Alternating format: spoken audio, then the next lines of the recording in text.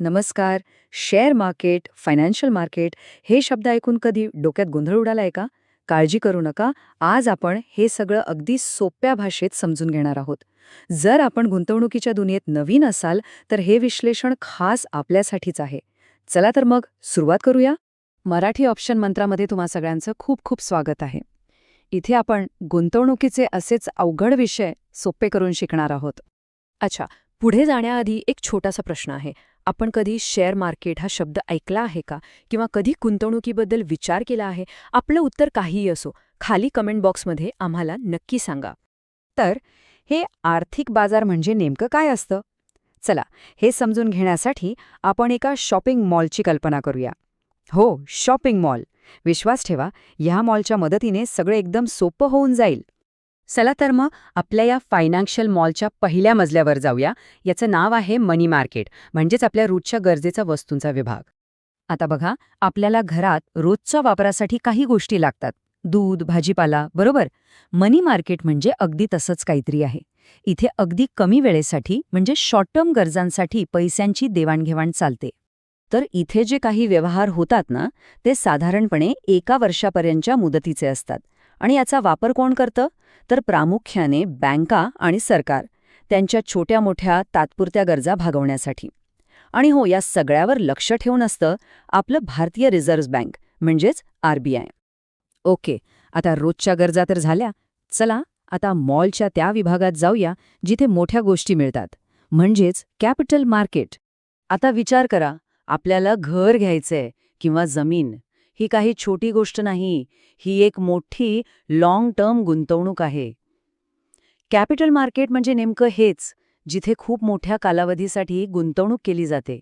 या कॅपिटल मार्केटचे 2 भाग आहेत. पहिला म्हणजे प्रायमरी मार्केट. समजा मॉलमध्ये एखादं नवीन कोरं दुकान उघडले, अगदी तसं. इथे कंपन्या पहिल्यांदाच फर्स्ट टाइम त्यांचे शेअर्स IPOद्वारे बाजारात आणतात. आणि दुसरा आहे सेकंडरी मार्केट. हे म्हणजे जुन्या वस्तूंच्या बाजारासारखं, जिथे आधीपासून असलेले शेअर्स गुंतवणूकदार एकमेकांमध्ये खरेदी विक्री करतात. आणि हो, ज्याला आपण स्टॉक मार्केट किंवा शेअर बाजार म्हणतो ना, म्हणजे आपलं NSE आणि BSE, ते हेच सेकंडरी मार्केट. आणि एक सगळ्यात महत्त्वाची गोष्ट, या स्टॉक मार्केटवर लक्ष ठेवायला, गुंतवणूकदारांना एक प्रकारची सुरक्षा द्यायला सेबी नावाची एक संस्था आहे. ती बघते की सगळं काही नियमांप्रमाणेच चाललंय. त्यामुळे आपण निश्चिंत राहू शकतो. चला, आपल्या मॉल टूअरमध्ये आता काही खास दुकानांकडे वळूया. स्पेशालिटी शॉप्स म्हणजेच कमोडिटी आणि फॉरेक्स मार्केट. कमोडिटी मार्केट नावावरूनच कळतंय, हा आहे वस्तूंचा बाजार, जिथे खऱ्या-खुऱ्या वस्तूंमध्ये ट्रेडिंग होतं. मग इथे कोणत्या वस्तू असतात? तर 2 प्रकारचे. एक म्हणजे हार्ड गुड्स, जसं की सोनं, चांदीसारखे मौल्यवान धातू. आणि दुसरे म्हणजे सॉफ्ट गुड्स, म्हणजे शेतीत पिकणारा माल, गहू, कापूस वगैरे. भारतात यासाठी MCX सारखे प्लॅटफॉर्म्स आहेत. हे समजायला एक एकदम सोपं उदाहरण आहे. लग्नसराई. आठवतंय? लग्नाच्या सीझनमध्ये सोन्याचे भाव कसे वरखाली होतात? तोच तर आहे कमोडिटी मार्केटचा खेळ. आता आपल्या मॉलमधलं शेवटचं खास दुकान, फॉरेक्स मार्केट. इथे काय होतं? तर एका देशाच्या चलनाच्या बदल्यात दुसऱ्या देशाचं चलन घेतलं किंवा दिलं जातं.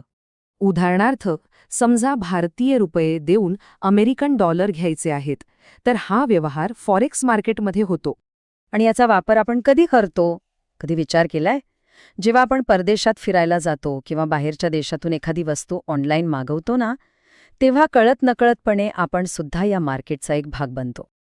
तर ही होती आपल्या फायनान्शियल मॉलची एक छोटीशी सफर. आपण वेगवेगळ्या सेक्शन्समध्ये फिरलो, वेगवेगळी दुकानं पाहिली. आता मला सांगा, ही सगळी टूर फिरल्यानंतर कुठला विभाग किंवा कुठलं दुकान असं आहे ज्यात जास्त इंटरेस्ट वाटला? कुठे गुंतवणूक करायला आवडेल असं वाटतंय? आपल्या मत आम्हाला कमेंट्समध्ये नक्की सांगा.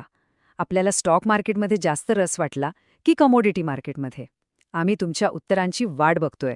जर ही माहिती आपल्याला सोप्या भाषेत समजली असेल आणि आवडली असेल, तर ह्या माहितीला नक्की लाईक करा. आणि हो, अशाच सोप्या भाषेतील माहितीसाठी आपल्या मराठी ऑप्शन मंत्रा चॅनलला सबस्क्राईब करायला अजिबात विसरू नका. धन्यवाद.